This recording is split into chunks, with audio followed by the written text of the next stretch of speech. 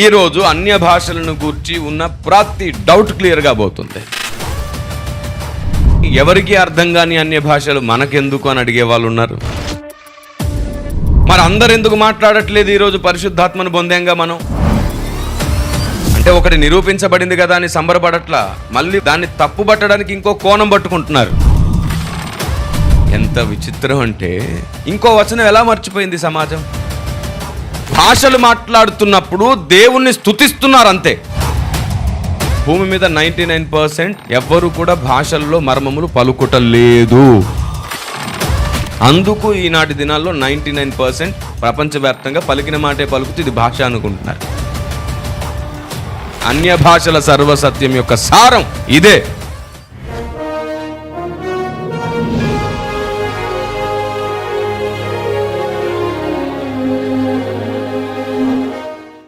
ఇక ఈరోజు అన్య భాషల సర్వసత్యం అనే సందేశం ప్రపంచానికి అందించడం అతి ముఖ్యం. అన్య భాషల సర్వసత్యం ఎందుకు నేను ఈ టైటిల్ పెట్టాను అంటే, ఈరోజు అన్య భాషలను గూర్చి ఉన్న ప్రతి డౌట్ క్లియర్గా పోతుంది.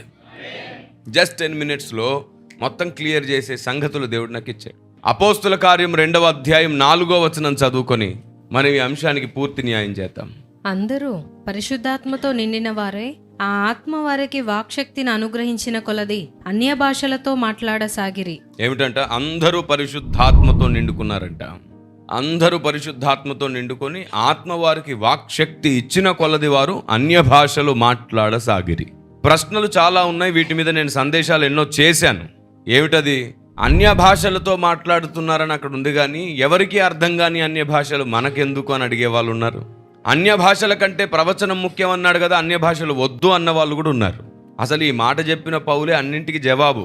ఒకటి చెప్పిన వాడు 100 చెప్పకుండా ఏం విడిచిపెట్టలా. ఆ ఒకడు చూసి మిగతా 99 విడిచిపెడుతున్నారు వీళ్ళు. పౌలు ఏమంటున్నాడు ఇక్కడ? ఆత్మ వారికి వాక్శక్తి ఇచ్చిన కొలది వారు అన్య భాషలలో మాటలాడిరి అని ఉంది. అపోస్తుల కార్యం 19వ అధ్యాయం 6వ వచనంలో చేతులుంచగా వారు ఆత్మను పొంది అన్య భాషలు మాట్లాడిన ప్రస్తావన కూడా ఉంది. చూడండి. తరువాత పౌలు వారి మీద చేతులుంచగా పరిశుద్ధాత్మ వారి మీదికి వచ్చెను. అప్పుడు వారు భాషలతో మాట్లాడుటకును ప్రవచించుటకును మొదలుపెట్టిరి. ఏమిటంట? తరువాత పౌలు వారి మీద చేతులుంచగా పరిశుద్ధాత్మ వారి మీదికి వచ్చెను. అప్పుడు వారు భాషలతో మాటలాడుటకు ప్రవచించుటకును మొదలు పెట్టిరి. మరి అందరు ఎందుకు మాట్లాడట్లేదు ఈరోజు పరిశుద్ధాత్మను పొందాంగా మనం? అంటే కొందరు అంటారు భాషలు మాట్లాడట్లేదు, అయితే నువ్వు ఆత్మను పొందలేదు అంటారు. వాళ్ళది తప్పే. ఆత్మదేవుడు మన లోపట ఉన్న భాషలు అందరికీ రాకపోవచ్చు. ఈ మాట ఎవరన్నారు? మళ్ళీ పౌలే అన్నాడు. కొరింథీ పత్రిక 12వ అధ్యాయం 30వ వచనం. అందరూ భాషలతో మాట్లాడుచున్నారా? అందరూ ఆ భాషల అర్థం చెప్పుచున్నారా? కృపావరములలో శ్రేష్టమైన వాటిని ఆసక్తితో అపేక్షించుడి. అది సంగతి. అందరూ భాషలతో మాట్లాడరు, కొందరే భాషలతో మాట్లాడతారు. ఇప్పుడు ఇంకో సమస్య, మరి భాషలతో మాట్లాడుతుంటే మనకు అర్థం కావట్లేదేంటి? ఆది సంఘం ఆ కాలంలో అందరికి అర్థమైంది కదా, వీరు మన భాషలతో మాట్లాడుచున్నారు, మన భాషలతో దేవుని మహిమను వివరించుచున్నారు, దేవుని గణపరుస్తున్నారని వాళ్ళు గుర్తుపట్టారు కదా అని అన్నారు.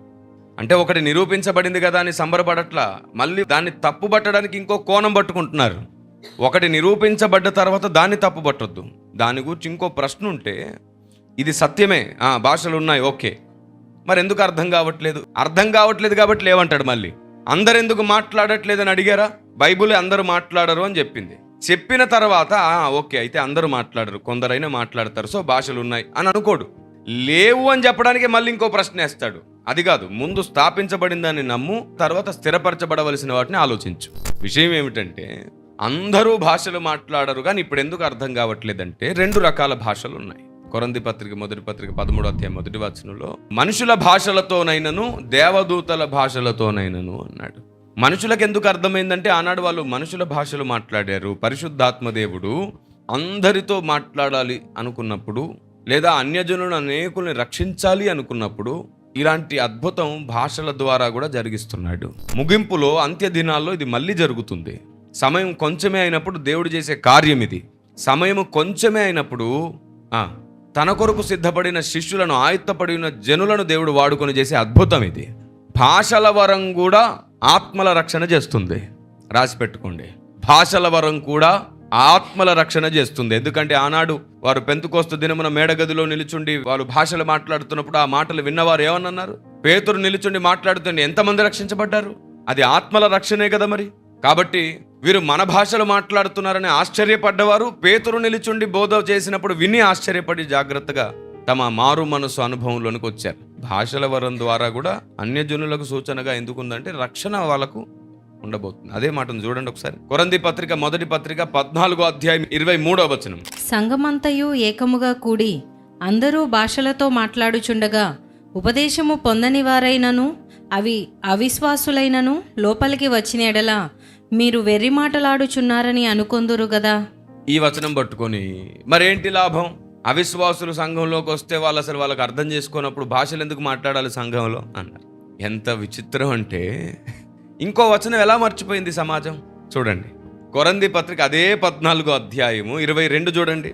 కాబట్టి భాషలు విశ్వాసులకు కాదు అవిశ్వాసులకే సూచకమై ఉన్నవి. ఇప్పుడు మాట్లాడాలా లేదా? 23 వచనం ఎత్తుకొని ప్రశ్నించినోడికి 22 ఎందుకు జ్ఞాపకం లేదంటే తమకు నచ్చిందే నిరూపించుకోవాలనుకునే వారికి దేవుడు చెప్పేది ఎలా అర్థమవుతుంది? ఇదిగో ఆధారం. అది అన్యజనులకు సూచన. వాటి వలన వారు రక్షించబడతారు. అయితే వారు సంఘంలోనికి వచ్చినప్పుడు వాటి వల్ల వాళ్ళకు ప్రయోజనం కంటే కూడా ప్రవచనం వల్ల వాళ్ళకు ప్రయోజనం ఎక్కువగా ఉంటుంది. ప్రయోజన ప్రస్తావనే కానీ అసలు వరమే లేదు అనే ప్రస్తావన కాదు ఇక్కడ.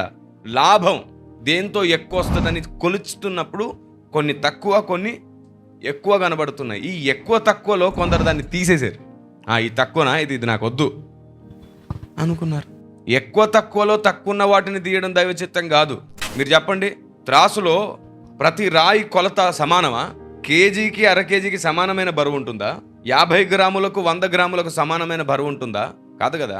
అన్నింటికంటే తక్కువ ఏది? 10 గ్రాములు. మీకు తెలుసా 10 గ్రాముల త్రాసు బరువు ఉంటుంది. ఇంతే, ఇత్తడితో చేస్తారు, ఇంతే ఉంటుంది. ఇది చాలా చిన్నది 10 గ్రాములు అని పక్కన పడేస్తే దాని అవసరత వచ్చినప్పుడు దాని విలువ ఏంటో తెలిసి వస్తుంది.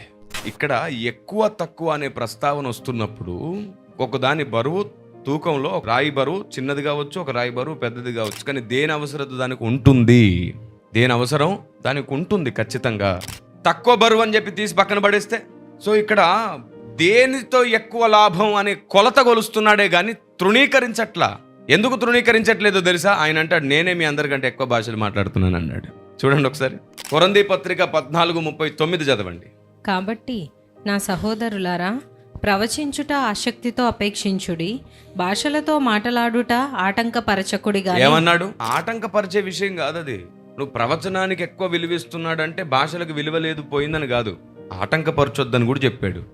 సమస్తమును మర్యాదగాను క్రమముగాను జరుగనీయుడి. అది తప్పకుండా ఉండాలి సంఘంలో. క్రమముగాను అన్ని క్రమముగా మర్యాదగా పద్ధతిగా ఉన్నప్పుడు తప్పుపడుతున్నప్పుడు దాన్ని అసలు పట్టించుకోవద్దు. నువ్వు దేవుని దృష్టికి సరిగ్గా అడుగులు వేయడం ఒక్కటే అలవాటు చేసుకో చాలు, అంతే.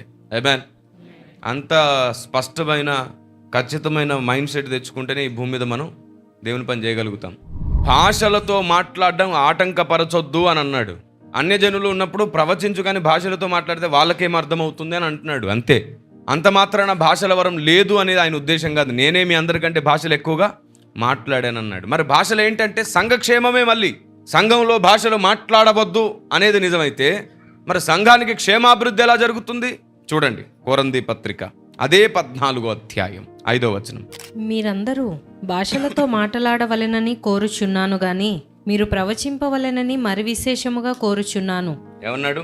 మీరందరూ భాషలతో మాట్లాడాలని నాకు కోరిక ఉంది, కానీ ప్రవచించాలి అని కోరుకుంటున్నాను విశేషంగా. ఎందుకంటే సంఘంలోకి అన్యజనులు వస్తున్నారు, వాళ్ళకి అర్థమయ్యే భాషలో మాట్లాడండి. వచ్చినవాడు నువ్వేదో పిచ్చి మాటలు మాట్లాడుతున్నావని తృణీకరించకుండా ఉంటుంది అని చెప్పాడు, అంతే. అసలు భాషలే వద్దు అని అనలా. ఇదిగో పౌలు ఈ మాట అన్నాడు కదా, భాషలు ఎందుకని నిర్వచనం చేసుకున్నారు కొందరు. అసలు అదే అధ్యాయంలో ఇంకో మాట అన్నాడు, చూడండి ఒకసారి 2వ వచనం. ఎందుకనగా భాషతో మాట్లాడువాడు మనుషులతో కాదు దేవునితో మాట్లాడుచున్నాడు. అది సంగతి. ఇప్పుడు ఇంకా సర్వసత్య సందేశం ప్రారంభమవుతుంది, వినండి. భాషలతో మాట్లాడువాడు మనుషులతో కాక దేవునితో మాట్లాడుతున్నాడు. కాబట్టి వీళ్ళు ఏమంటారంటే అలాంటప్పుడు సంఘంలో మాట్లాడడం ఎందుకు? ఇంట్లో మాట్లాడుకోవాలి. దేవునితో మాట్లాడుతున్నాడుగా, మనుషులకు ఎందుకు? ఇదిగో విశ్వాసులకు కాదు అవిశ్వాసులకే సూచన అన్నాడా లేదా? అంటే వీళ్ళు భాషలతో మాట్లాడుతున్నాడు, అమ్మో వీళ్ళు దేవుని భాషతో మాట్లాడుతున్నారు, వీళ్ళు ఆత్మచేత నింపబడ్డారని ఒక స్పృహ వారికి కలుగుతుంది. రెండవది, వాళ్ళకు కూడా అర్థమయ్యే ఉపదేశం చేయాలి కదా. ఎంతసేపు 24 hours భాషలే మాట్లాడితే ఎలాగా? అన్యజనులు వచ్చారు, మీరు భాషలతో మాట్లాడుతూ గంటలు గడిపేస్తారా? వాళ్ళకో సందేశం ఇవ్వండి, అది ఉద్దేశం. అంతేగాని భాషలతో సంఘంలో మాట్లాడకూడదనే ఉద్దేశం అసలు లేదు. పౌలు ఎక్కువ భాషలతో మాట్లాడడమే కాదు, సంఘమంతా, కొరంది సంఘమంతా భాషలతో మాట్లాడిన వాళ్ళు ఉన్నారు, వరములతో నింపబడ్డ వాళ్ళు ఉన్నారు. ఎంత స్పష్టమైన వివరణ ఇచ్చాడు. భాషలతో మాట్లాడువాడు మనుషులతో కాదు, అందుకే మనుషులకు అర్థం కాదు. ఆనాడు ఎందుకు అర్థమైంది? ఆనాడు మనుషుల భాషలు మాట్లాడారు, ఈనాడు దేవదూతల భాషలు మాట్లాడుతున్నారు. మరి దేవునితోనే మాట్లాడుచున్నాడు అన్నాడు అని విడిచిపెట్టలా, వాడు మర్మములు పలుకుచున్నాడు అని ఉంది. ఇక్కడ సందేశానికి జీవం పోసాడు దేవుడు. మర్మములు పలుకుచున్నాడు అన్న దగ్గర సందేశం మరో మలుపు తిరిగింది. ఏంటో తెలుసా? మీరు చెప్పండి. నేను భాషలతో మాట్లాడుతున్నాను అనుకోండి, మర్మములు పలుకుచున్నాను. నేను దేవునితో మాట్లాడుతూనే మర్మములు పలుకుతే ఈ మర్మములు నేను దేవునికి బోధిస్తున్నానా? మరి సంఘానికి ఎలా అర్థం అవ్వాలి? భాషలు అర్థం చెప్పేవాడు ఉండకపోతే సంఘానికి అసలు ఆ మర్మములు అర్థం కావు కదా. ఈనాటి దినాల్లో అందరూ మాట్లాడుతుంది మనుషుల భాషలు కాదు, దేవదూతల భాషలే మాట్లాడుతున్నాం మనం. అయితే ఈ దేవదూతల భాషల్లో కూడా అందరూ మర్మములే పలుకుటం లేదు, అందుకే సంఘానికి అర్థం కావట్లేదు. వీరు భాషలు మాట్లాడుతున్నప్పుడు దేవుణ్ణి స్తుతిస్తున్నారు అంతే, అందుకే పలికిందే పలుకుతారు. అది దేవుణ్ణి స్తుతించడం వరకు మాత్రమే. ఎప్పుడైతే భాష మొత్తం మాట్లాడతారో అప్పుడు మర్మములు వారు మాట్లాడినట్టు. భూమి మీద 99% ఎవ్వరు కూడా భాషల్లో మర్మములు పలుకుటం లేదు. భాషలలో మర్మములు పలకాలి అని రాయబడింది. వాడు దేవునితో మాట్లాడుతున్నాడు, మర్మములే పలుకుచున్నాడు అని ఉంది, కానీ పలుకుట లేదు ప్రస్తుతం. పలికిన మాటే పలుకుతున్నారు. ఏమిటో తెలుసా? అది స్తుతి, దేవుని స్తుతించడం. భాషల్లో దేవుని స్తుతిస్తున్నారు అంతవరకే. దేవా నీకు స్తోత్రం అంటారు కొందరు, అంతే ఆ భాషలో. కొందరు దేవా నీకు మహిమ కలుగును గాక, దేవా నాతో ఉండు, దేవా నీకు మహిమ కలుగును గాక, దేవా నాతో ఉండు, ఇలా 2 మాటలే. అట్లా ఊరికే పలికిందే పలకడం అంటే వాళ్ళు స్తుతి మాత్రమే భాషల్లో మాట్లాడుతున్నారు, మర్మములు పలుకుటం లేదు. అందుకు ఈనాటి దినాల్లో 99% ప్రపంచవ్యాప్తంగా పలికిన మాటే పలుకుతూ ఇది భాష అనుకుంటున్నారు. భాషే, కానీ మర్మములు పలకట్లేదు అంటున్నాను నేను. ఏంటండి ఎప్పుడు 2-3 మాటలే పలుకుతారు, అది భాష అని ఎద్దేవా చేసిన వాళ్ళకి చెప్తున్నాను, సహోదరా, అన్ని కోణములలో ఆలోచించు. నీకు నచ్చిన కోణమే సత్యం అనుకుంటే రేపు న్యాయపీఠం ముందు సిగ్గుపడాల్సి వస్తుంది. నీకు నచ్చింది నిరూపించుకోవడానికి వాదనలు ఎందుకు? ఒకసారి ఆలోచించు. అందరి ముందు గొప్ప చేసుకునే ప్రయత్నం ఎందుకు? ఆలోచించు. దేవుని చిత్తమే గెలవాలంటే నువ్వు మొదట నీ గదిలో ఆలోచించు. అది సత్యమైతే దాన్ని ప్రకటించు, అసత్యమైతే నిరూపించడానికి ఆధారాలు చూపించు. అంతేగాని నీదే గెలవాలి అనుకున్నప్పుడు ఎప్పటికీ సత్యం అర్థం కాదు. నువ్వు నిరూపించేవి ఎప్పుడైనా మళ్ళీ చుట్టూ తిప్పుకొచ్చినట్టే ఉంటుంది. నేను మళ్ళీ చెప్తున్నాను, దేవదూతలకు అర్థమైపోతుంది, కానీ మనుషులకు అర్థం కావట్లేదు.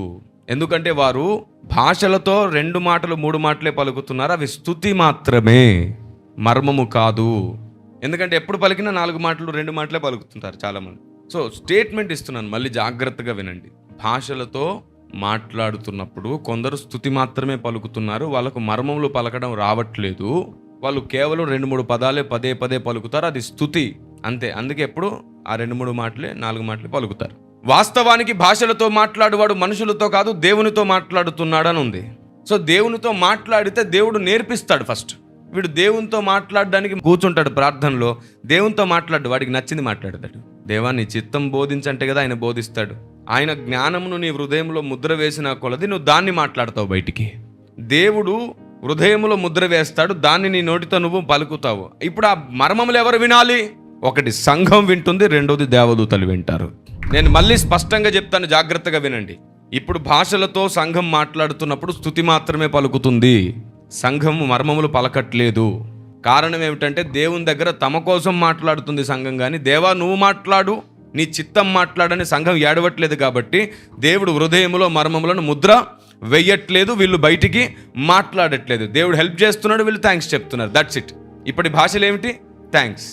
కానీ భక్తులుగా దేవుడు కొందరిని సిద్ధపరచుకుంటాడే, వాళ్ళ హృదయంలో దేవుడు తన భాషను ముద్ర వేస్తుంటే వారు ప్రజల సంఘ క్షేమాభివృద్ధి కొరకు అర్థమయ్యేటట్టు ఈ మర్మములను బోధిస్తున్నారు. గృహ నిర్వాహకులై దేవుడు హృదయంలో పెట్టిన అన్య భాషను, మర్మముగా పెట్టిన జ్ఞానాన్ని బోధిస్తున్నారు సంఘంలో.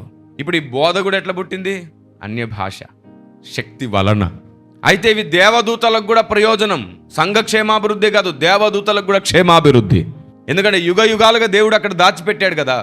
దేవుడు ఏ భాషలో బయలుపరుస్తాడో ఆ భాషలో మాట్లాడుకునేటప్పుడు, ఆ భాష బయలుపరచబడుతున్నప్పుడు, అన్య భాషల భాష మాట్లాడుతున్నప్పుడు ఆ భాషకు సంబంధించిన దేవదూతలే మన చుట్టూ కాపుగాస్తున్నారు అనుకోండి, వాళ్ళు సంబరపడిపోతాడు. అమ్మ మాకు అర్థమైపోయింది, ఇన్ని యుగాల్లో మాకు ఇది అర్థం కాలేదు, ఈరోజు అర్థమైంది అని.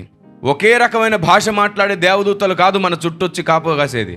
91వ కీర్తనలో ఉందే, నీ మార్గంలో దేవుడు నిన్ను కాపాడడానికి తన దూతలను ఆజ్ఞాపించునని. ఒకే రకమైన భాష మాట్లాడే దేవదూతలు రారు. ఇప్పుడు మరాఠీ మాట్లాడుతున్నాం అనుకో, మనం మరాఠీ మాట్లాడుతున్నాం అనుకోండి, ఇక్కడ తెలుగువాడు ఉన్నాడు అనుకోండి, వాడికి ఏమైనా అర్థమైద్దా? నేను తెలుగు మాట్లాడుతున్నాను, మరాఠీ వాడికి ఏమైనా అర్థమైద్దా? కానీ నేను మరాఠీ మాట్లాడేటప్పుడే మరాఠీ వాడు ఉంటే వాడికి అర్థమైపోయింది. అట్లా కొన్ని సందర్భాల్లో యుగ యుగాలుగా దాచిపెట్టిన సంగతులను కూడా దేవుడు కొందరికి దేవదూతలకు అర్థం అవ్వాలి అని నిర్ణయించినప్పుడు, ఆ భాష మాట్లాడే దేవదూతలు వచ్చినప్పుడు అదే భాష పలికిస్తాడు కూడా. వీళ్ళు ప్రార్థనలో ఆ భాష పలికేస్తూ ఉంటారు, దేవదూతలకు అర్థమైపోతుంది, ఒకరినొకరు చూసుకుంటారు. మనం పరలోకంలో ఇన్ని యుగాలుగా ఈ ప్రశ్నకు జవాబు వెతికేమే, ఈ సామాన్యుడు ఈ మాట పలికేస్తున్నాడు. ఇంత భయంకరమైన సంగతి ఈ వ్యక్తికి ఎలా తెలిసింది? మళ్ళీ వెంటనే పైకి ఎగిరిపోయి ఆయన కాళ్ళు పట్టుకుంటారు. దేవా నువ్వు ఎంత గొప్పవాడివి, దీనులను గొప్పవారిగా చేస్తావు నువ్వు. మళ్ళీ కిందికి వచ్చేసి మనకు సేవ చేస్తారు వాళ్ళు. భక్తులకు వాళ్ళు సేవ చేసి పెట్టేది ఎందుకు అనుకున్నారు? ఇలాంటి సంగతులు విని వాళ్ళ కృతార్థులైపోయి సేవ చేసి పెడతారు. వాళ్ళు కంటికి రెప్పలు కాపాడడం, హెల్ప్ చేయడం, అదృష్ట కాలంలో రప్పించడం చేస్తూ ఉంటారు దేవదూతల సేవ. Praise the Lord. ఎందుకో చెప్పనా? బైబిల్లో ఒక మాట ఉంది, గలతీ 6:6 ప్రకారం దేవదూతలు లోబడున్నారు. గలతీ 6:6 చదవండి ఒకసారి.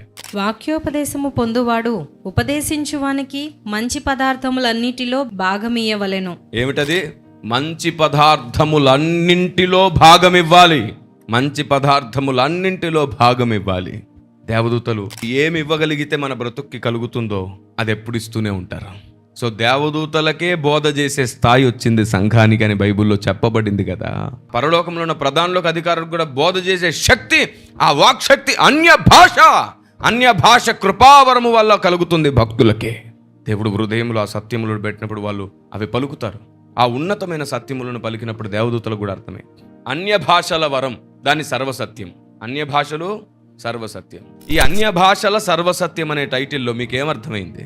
కొందరు దేవుణ్ణి అన్య భాషలతో స్తుతి మాత్రమే చేస్తున్నారు కానీ మర్మములేమి పలకట్లేదు. కారణం ఏమిటంటే దేవుని దగ్గర కూర్చున్నప్పుడు తమకు నచ్చిందే వినాలనుకుంటున్నారు. దేవాన్ని జ్ఞానం బోధించమని మాత్రమే అడిగితే దేవుడు తప్పకుండా వాళ్ళ హృదయంలో జ్ఞానం ముద్ర వేస్తారు. అప్పుడు వాళ్ళ మర్మములు, ఇది ఆ సర్వసత్యం. ఆమెన్. అన్య భాషల సర్వసత్యం యొక్క సారం ఇదే. 3 విధానాలు కదా. Praise the lord. 3 విధానాలు. అన్యజనులేమో వివరంగా వివరిస్తున్నప్పుడు వింటారు, అమ్మో ఇది దేవుని మహిమ, వీళ్ళు మన భాషలో దేవుని మహిమ వివరిస్తారు. దేవదూతల భాషలతో మాట్లాడితేనేమో దేవదూతలకు లాభం, వాళ్ళు వింటారు. అర్థమయ్యేటట్లు మాట్లాడితే సంఘం విని అభివృద్ధి పొందుతుంది. ఎన్ని అద్భుతాలు జరుగుతున్నాయి అన్య భాషల వల్ల.